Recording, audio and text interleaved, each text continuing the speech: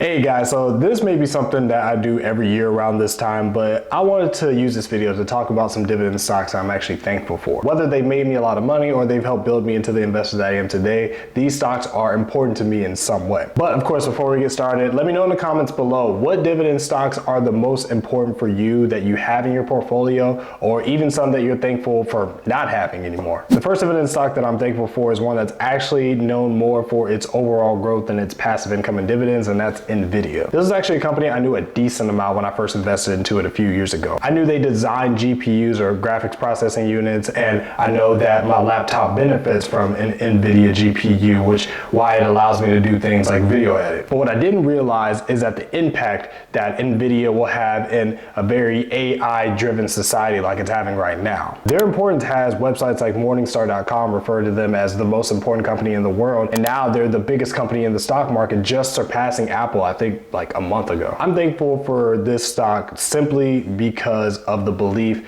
that they'll pay off in the long term and that they have so far. Since I've invested into them, I have overall 25 shares, obviously post split.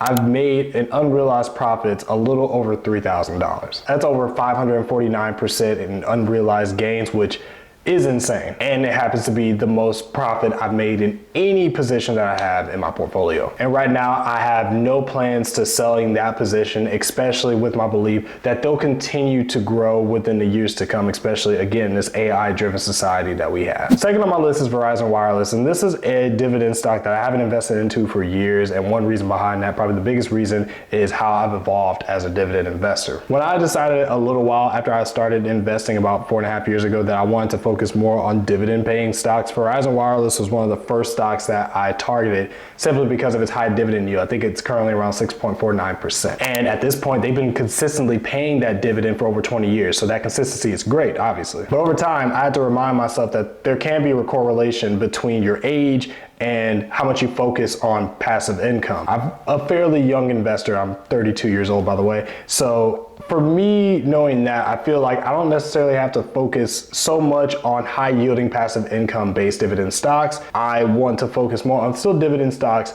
but right now I want to focus more on the ones that have more of an overall profit growth history. Verizon Wireless, even though they've been paying and increasing their dividend payout for over 20 years, which is great, their overall profits, their share price history isn't great. I think they're about 18 to 19% in positivity going upward direction for the past year, which is good, but over the past 5 to 10 years, not so much. And that's resulted in me losing about 20% in overall profits since I've been holding the position. This doesn't necessarily mean that I'm gonna be selling Verizon Wireless right now, or that I'm not gonna invest into them right now, but it does mean that I'm gonna be really mindful of how much I invest into positions like that, as opposed to other positions that can bring me more profits, including this next stock. Sonoma was the very first dividend stock that I invested into, intentionally understanding its dividend growth history versus its overall share growth history. Their dividend yield is pretty low. It's currently sitting at about 1.7%. That's pretty subjective. The share price is very high, but the yield is kind of low. With that, they pay about $2.28 per year, but the dividend payout history, that's great. They've been consistently paying and increasing their payouts for the past 18 years, and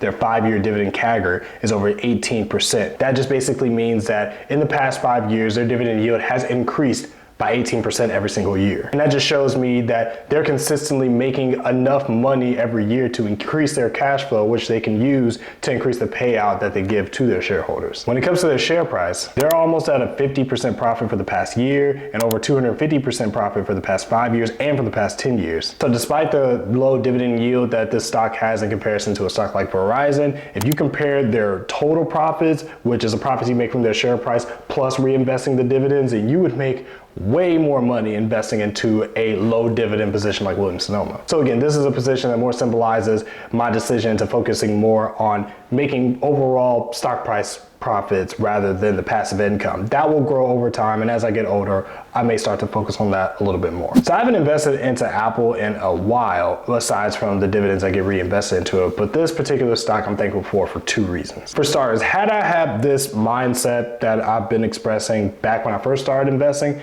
Apple would have been one of those first stocks that I would invest into. Its share price has grown by almost 20% in the past year, over 200% in the past 5 years, and over 600% in the past 15 years. That's wild. Now with a growth history like that, you would anticipate that whatever free cash flow that they get, they're using that money and reinvesting it back towards themselves, whether they're creating more iPhones or iPads or building more stores. They're reinvesting into themselves rather than taking a lot of that money and giving it back to the shareholders in dividends, which you can clearly see when you look at the dividend yield. However, paying a dividend and increasing it for 11 years is pretty impressive for a company that probably doesn't need one to attract investors. That leads me to the other reason why I'm thankful for the position I have in Apple. I believe that Apple is the best example that I personally have in investing in what you know and how that can pay off. Investing in what you know is a rule that I like to give to new investors when they start. I really think it's beneficial just to keep people from not taking too much time out of the market. You know, that big quote, time in the market is better than timing the market. And plus, as a new investor, you may get so overwhelmed with all the research that you feel like you have to do.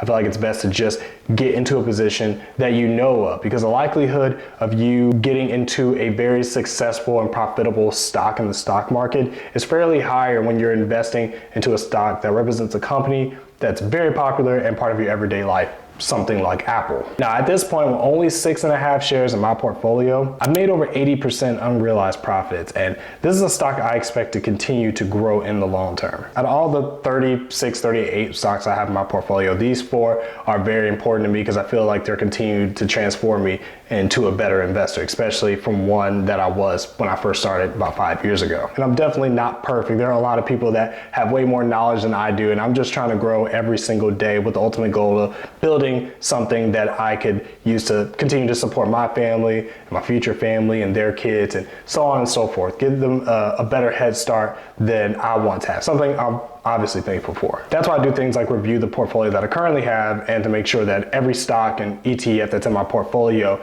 is doing what it needs to do to help me obtain that ultimate goal, or even the goals that I currently have. And so far, I think my portfolio is doing really well. I actually made this video to talk about how my portfolio performed for the month of October when it comes to dividends, overall profits, what I bought, what I sold, everything like that. And it was pretty good results. So if you guys are interested, make sure you check out that video. I hope you guys enjoyed this video, and I appreciate your time as always. Until next time, take care and happy Thanksgiving.